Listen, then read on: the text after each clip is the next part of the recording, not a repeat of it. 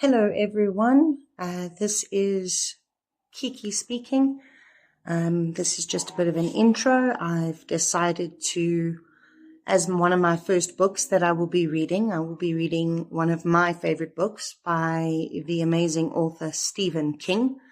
The book is called The Green Mile. I'm not entirely sure if you have heard of it or anything along those lines, but there's been a movie made from it, and it really is just one of the absolute classics that are out there. Let me read the back cover to start. The Green Mile.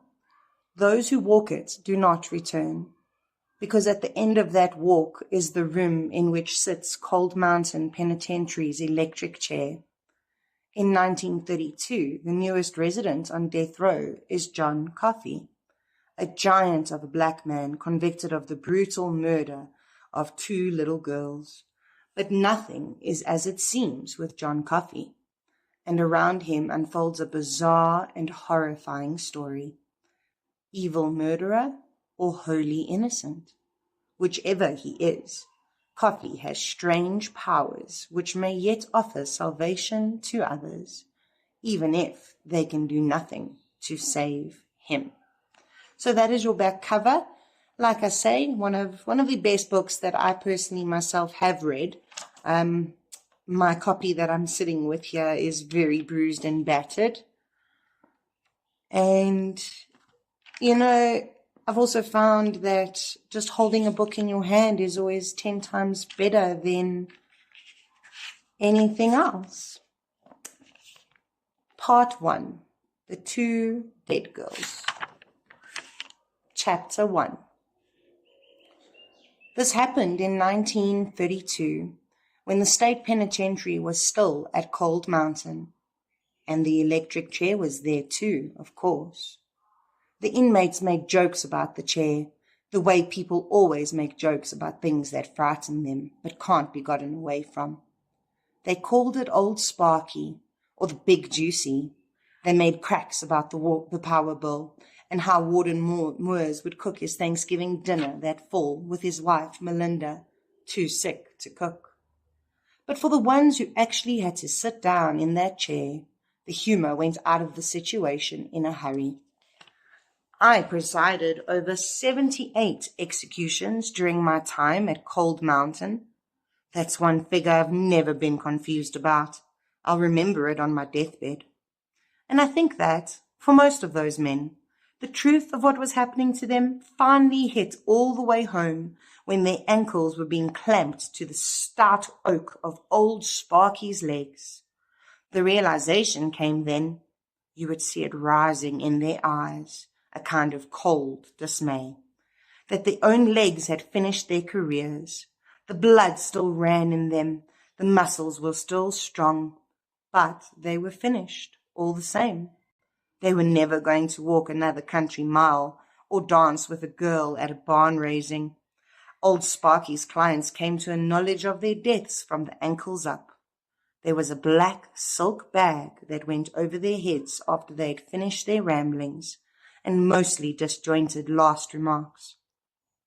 It was supposed to be for them, but I always thought it was really for us, to keep us from seeing the awful tide of dismay in their eyes as they realized they were going to die with their knees bent. There was no death row at Cold Mountain, only E-block, set apart from the other 4 and about a quarter their size, brick instead of wood, with a horrible bare metal roof that glared in the summer sun like a delirious eyeball.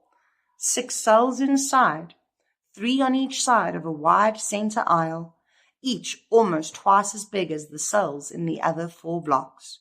Singles, too. Great accommodations for a prison, especially in the 30s. But the inmates would have traded for cells in any of the other 4. Believe me, they would have traded. There was never a time during my years as block superintendent when all 6 cells were occupied at one time. Thank God for small favors. 4 was the most, mixed black and white. At Cold Mountain there was no segregation among the walking dead, and that was a little piece of hell. One was a woman, Beverly McCall. She was black as the ace of spades and as beautiful as the sin you never had nerve enough to commit. She put up with 6 years of her husband beating her, but wouldn't put up with his creeping around for a single day.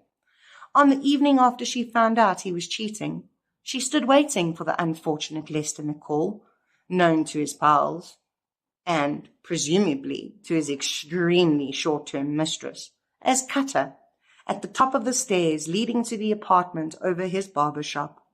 She waited until he got his overcoat half off, then dropped his cheating guts onto his two-tone shoes. He used one of Cutter's own razors to do it. 2 nights before she was due to sit in Old Sparky, she called me to her cell and said she had been visited by her African spirit father in a dream. He told her to discard her slave name and to die under her free name, Matumi. That was her request, that her death warrant should be read under the name of Beverly Matumi. I guess her spirit father didn't give her any first name, or one she could make out anyhow. I said yes, okay, fine.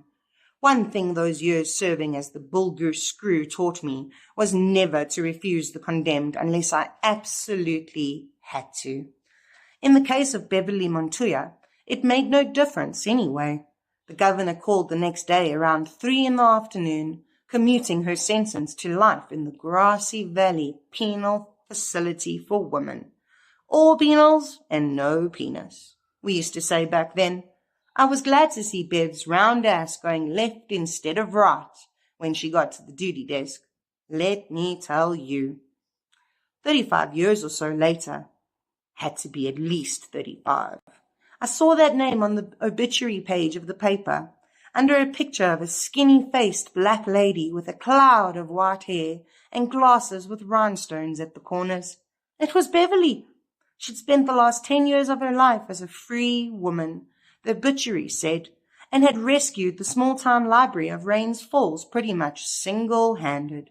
She had also taught Sunday school and had been much loved in that little backwater. Librarian dies of heart failure, the headline said, and below that, in smaller type, almost as an afterthought, served over 2 decades in prison for murder. Only the eyes, wide and blazing behind the glasses with the rhinestones at the corners, were ever the same. They were the eyes of a woman who, even at 70 whatever, would not hesitate to pluck a safety razor from its blue jar of disinfectant if the urge seemed pressing. You know murderers, even if they finish up as old lady librarians in dozy little towns. At least if you've spent as much time minding murderers as I did. There was only one time I ever had a question about the nature of my job. That, I reckon, is why I'm writing this.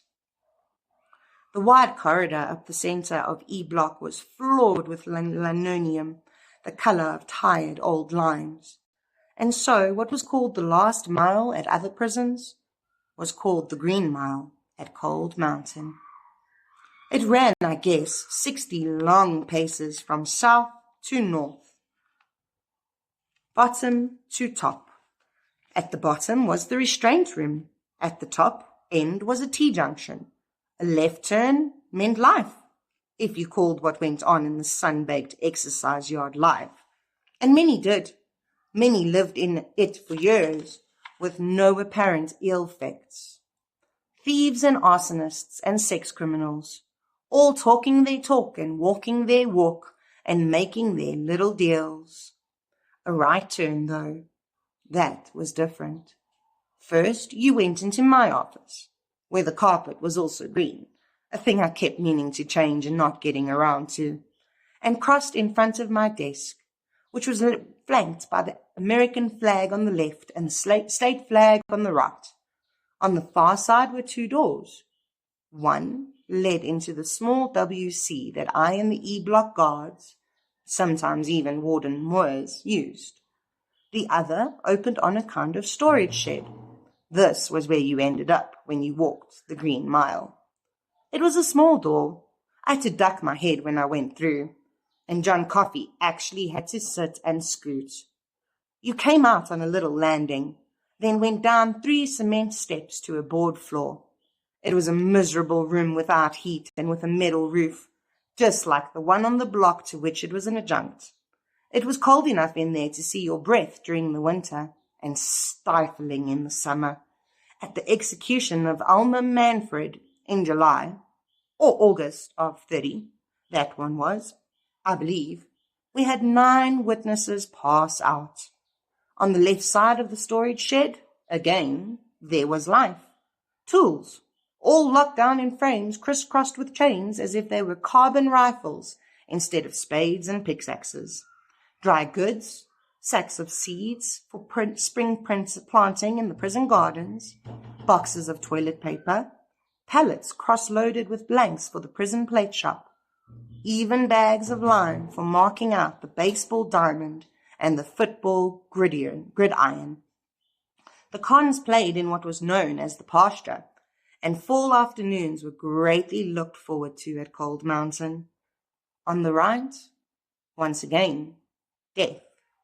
Old Sparky, his own self, sitting up on a plank platform at the southeast corner of the storeroom, stout oak legs, broad oak arms that had absorbed the terrorized sweats of scores of men in the last few minutes of their lives, and the metal cap, usually hung jauntily on the back of the chair, like some robot kid's beanie in a Buck Rogers comic strip.